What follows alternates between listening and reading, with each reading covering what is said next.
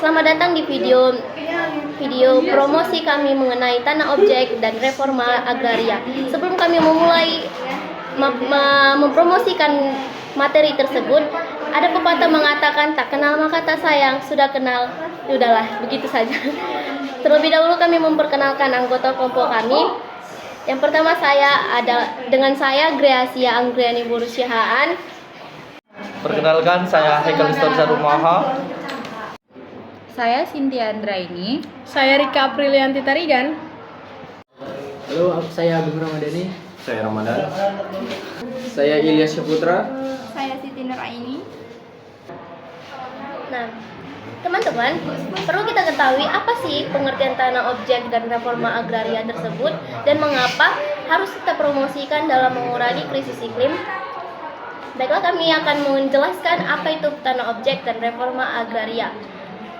Reforma agraria dikenal istilah sebagai TORA atau tanah objek reforma agraria, yakni tanah yang dikuasai oleh negara dan atau tanah yang telah dimiliki, dikuasai dan atau dimanfaatkan oleh masyarakat untuk direstribusi atau dilegalisi, yang meliputi TORA dari kawasan hutan maupun kawasan non-hutan, dan dari hasil penyelesaian konflik agraria. Selain TORA, terdapat 4 subjek reforma agraria, yaitu mencakup 1. Orang perseorangan. 2. Kelompok masyarakat dan hak pemilik bersama. 3. Masyarakat hukum adat. Dan 4. Badan hukum. Nah, reforma agraria merupakan amanat Undang-Undang 1945 Pasal 33 Ayat 3. Kemudian diikuti dengan Undang-Undang Nomor 41 Tahun 1999 dan peraturan pelaksanaannya. Tonggak awal reforma agraria berawal dari MPR pada Orde Reformasi pada penerbitan TAP MPR Nomor 9 Tahun 2001. Selanjutnya, untuk penyebab dari reforma agraria akan dilanjutkan oleh teman-teman kami. Selanjutnya kita akan membahas penyebab reforma agraria. Berdasarkan data Badan Pusat Statistik, ketimpangan kepemilikan lahan di Indonesia pada 2013 mencapai 0,68, yang dimana artinya hanya 1% populasi masyarakat menguasai 68% kekayaan tanah di Indonesia. Di sektor pertanian, ketimpangan itu tergambar dari semakin bertambahnya petani gurem atau petani yang memiliki lahan di bawah 0,5 hektar. Hasil sensus pertanian ST 2023 BPS tahap 1 menunjukkan jumlah petani gurem di Indonesia bertambah dari 14.025 juta rumah tangga pada 2013 menjadi 16.089 juta rumah tangga pada 2023. Proporsi rumah tangga petani gurem terhadap total rumah tangga petani di Indonesia juga meningkat dari 55.033% pada 2023 menjadi 60.084% pada tahun 2023. Kondisi itu kontras dengan lahan yang dikuasai perusahaan.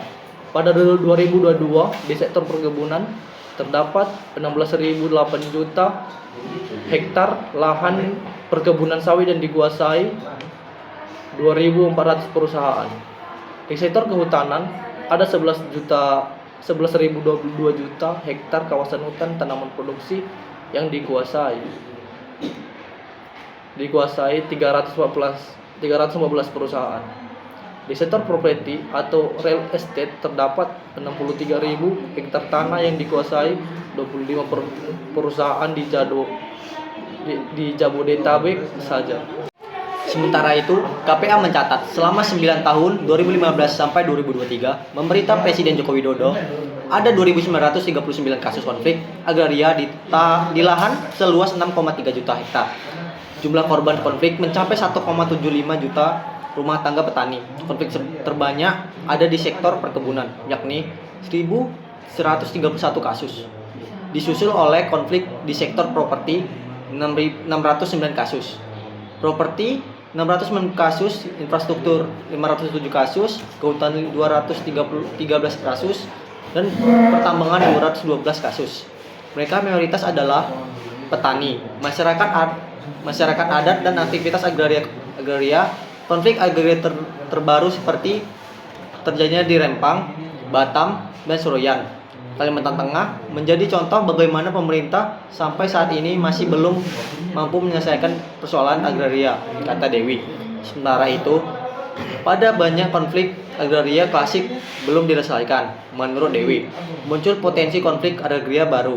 Konflik-konflik itu merupakan dampak dari proyek-proyek strategis nasional seperti kawasan ekonomi khusus, kawasan ketahanan pangan, food estate, dan 190 tahun HGU atau 160 tahun HGB di atas HPL atau RIA Ibu Kota Negara baru. Tak hanya itu, pelaksanaan UU Cipta Kerja dan ragam regulasi turunannya termasuk bank tanah juga memperarah situasi konflik agraria. Baiklah, kita akan membacakan laju tinggi letusan konflik agraria pada bagian tabel. Di sektor A, di sektor perkebunan maksud saya, memiliki konflik 1.131.000 orang dengan luas 2.707.558 hektar dengan korban 4.225 KK. Di sektor properti memiliki 609 orang dengan luas 225.369 hektar dengan korban 177.164 KK. Di sektor infrastruktur sendiri memiliki jumlah konflik 507 orang dengan luas 553.166 hektar dengan korban 107.888 KK. Di sektor kehutanan memiliki konflik 213 orang dengan luas 1.799.620 hektar dengan korban 81.882 KK. Di sektor pertambangan sendiri memiliki jumlah korban yaitu 212 orang dengan luas 817.28.000 hektar dengan korban 358.278 orang KK. Di sektor pertanian atau agribisnis memiliki jumlah konflik yaitu 152 orang dengan luas 77.563 hektar dengan korban 46.294 KK maksud saya. Di pesisir dan pulau-pulau kecil memiliki jumlah konflik 79 orang dengan luas 119.006 hektar dengan korban 554.615 KK. Di fasilitas militer sendiri jumlah korban sangat kecil yaitu 36 orang dengan luas 9.911 hektar dengan korban 28.962 orang KK dengan total seluruh konflik yaitu 2.939.000 total konflik dan total luas memiliki 6.309.261 hektar dengan total korban atau total KK yang terlibat yaitu 1.759.308 KK. Topik utama promosi menjaga lingkungan untuk penanganan perubahan iklim fokus pada tanah, objek dan reforma agraria. Perubahan iklim merupakan salah satu isu paling mendesak dan dihadapi dunia saat ini. Dampaknya sudah berasa di berbagai belahan bumi, seperti peningkatan suhu, perubahan pola curah hujan, dan intensitas cuaca ekstrim. Menjaga lingkungan khususnya tanah, objek, dan reforma agraria menjadi kunci penting dalam menangani perubahan iklim. Mengapa tanah, objek, dan reformasi agraria penting? Itu akan dibacakan oleh teman saya, itu Agung. Selanjutnya, mengapa tanah, objek, dan reforma agraria penting? Tanah objek merupakan sumber daya alam yang berperan penting dalam penyerapan karbon dioksida atau CO2. Salah satu gas rumah kaca yang berkontribusi terhadap perubahan iklim.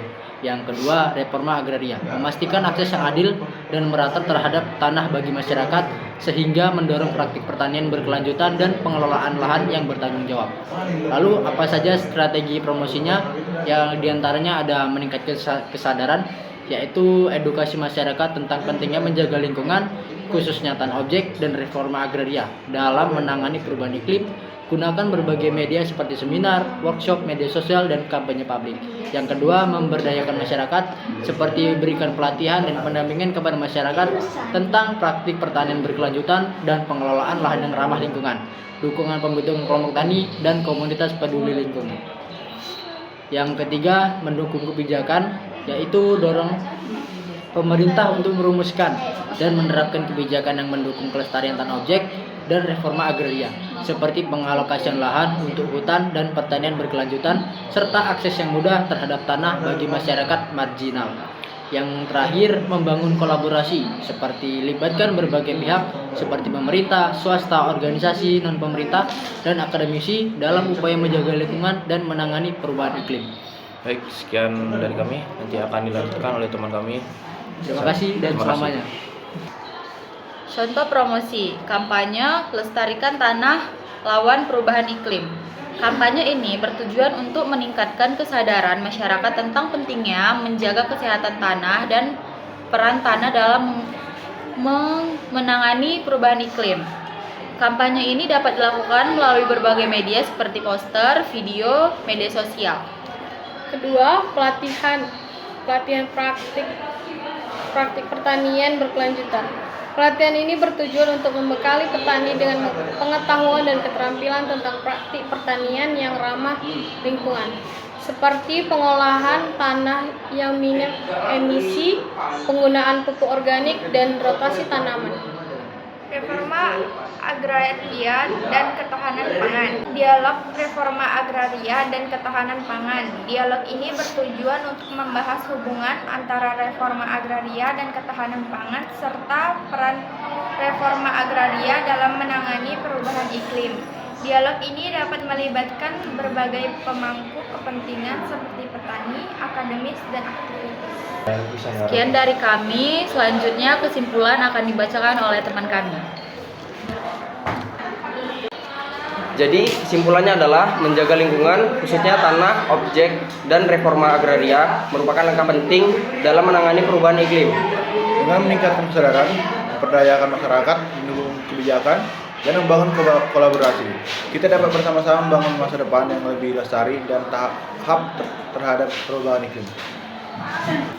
Demikian presentasi dari kami kelompok 4. Bila ada salah kata, kami mohon maaf. Kami ucap terima kasih.